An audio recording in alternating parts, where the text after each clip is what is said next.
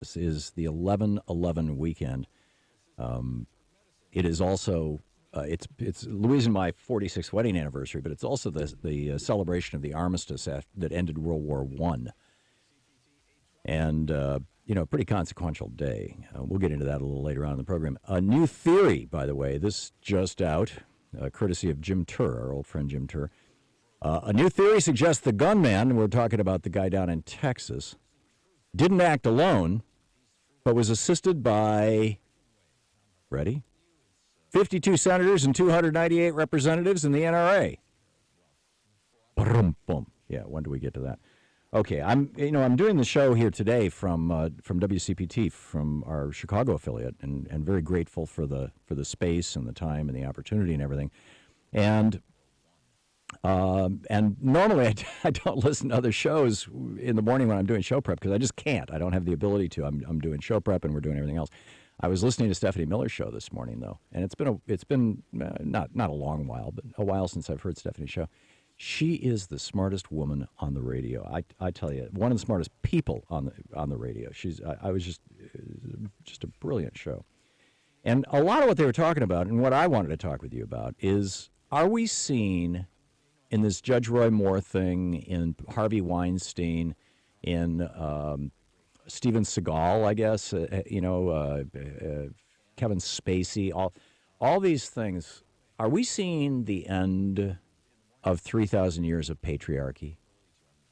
I mean, this is a notion that was put into religious law 3,000 years ago, arguably longer than that. I mean, some believe the Bible was written 6,000 years ago, but broad consensus is the Old Testament around 3,000, the New Testament around 2,000.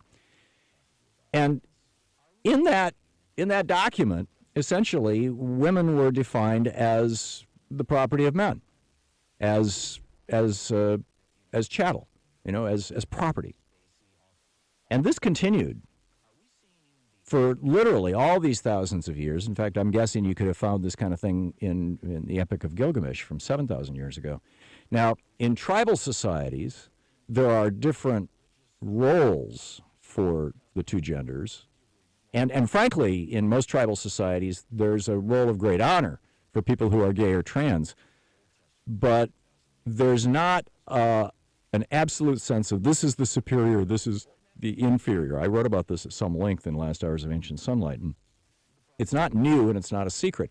The whole idea of patriarchy, the idea of defining women and girls as simply property, is deeply embedded in our culture. And because it's thousands of years old, and it has been one of the most destructive pieces of our culture ever. In fact, I think that I could build a case that the reason the world is melting down, the reason we have conflicts all over the world, the reason we're having territorial wars, the reason we're having wars over water, the reason that we're having wars, over resources, all of these things are the result, in my opinion, of the oppression of women. Why is that? Well, wait a minute. How can you draw a straight line from that? The number one way to control population is to empower women, which sounds very paternalistic and, oh, yes, so we men will give power to women. Women are just saying, screw that, we're going to take our own power. And good on them. But and Roy Moore is the classic example of this. Now he's got some Alabama state official saying, well, Mary, Jesus' mother, she was a teenager. Really? This is the position you're going to take? And yet the politicians down in Alabama are saying, this isn't going to matter. He's going to get elected, which is just bizarre beyond imagination. But I think that we need to look at this in this larger context, and of course the narrower context as well. In fact, I get this sense that we are going through a major cultural shift right now, and one for the better. And it's not just happening in the United States, by the way. The UK is having all kinds of problems around touchy-feely in in Parliament and whatnot. I mean, this is just not unique to here. So, but I think that there's not only an awakening happening, and that, of course, women were already woke about this and have been for 6,000 years, but, you know, the hope always was, that was presented by largely men, that other men would wake up and say, you know, we really should have a 50-50 society. We should do like Norway and, you know, require half the parliament and half the executives in corporations to be female. And it's just because life is better. Women, you know, this hyper-competitive, hyper-masculine, testosterone-driven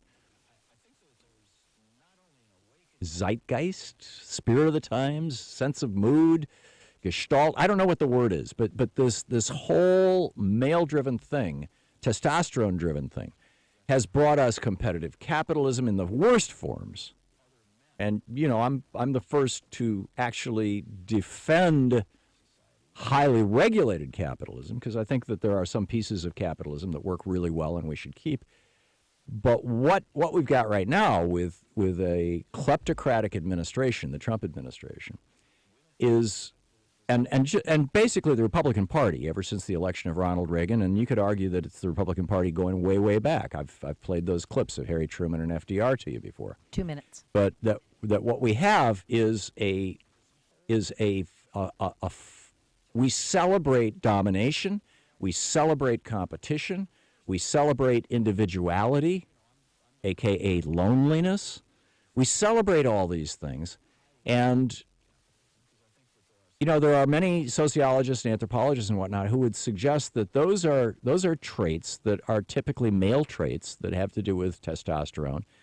And when you look at female traits that are associated with estrogen and some of the bonding hormones and things like that, what you find is cooperation, collaboration, you know, mutual support, community first, the whole Mother Earth idea. You know, I mean, this is so built into our culture. We pray to male gods, right? Why is it to be divine you have to have a penis?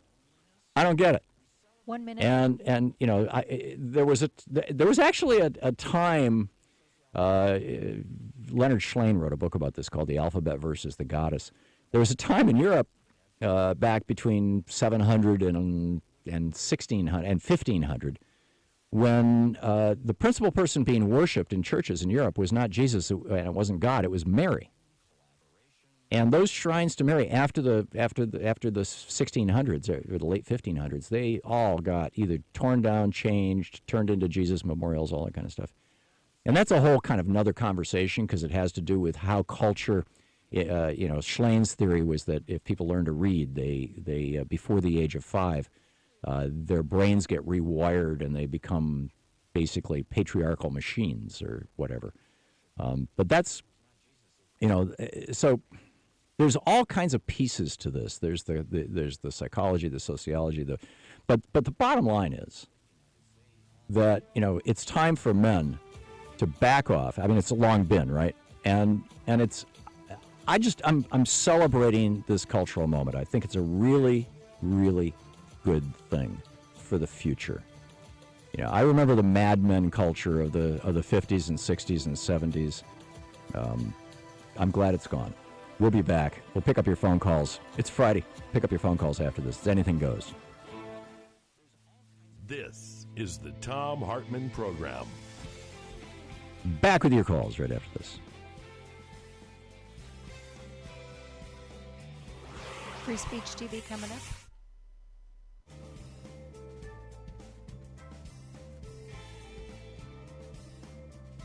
In 5, 4, 3, 2, and 1. And welcome back. Kirk in Asheville, North Carolina. Hey, Kirk, thanks for watching Free Speech TV. What's up? Hey, Tom, how you doing? Good. What's up?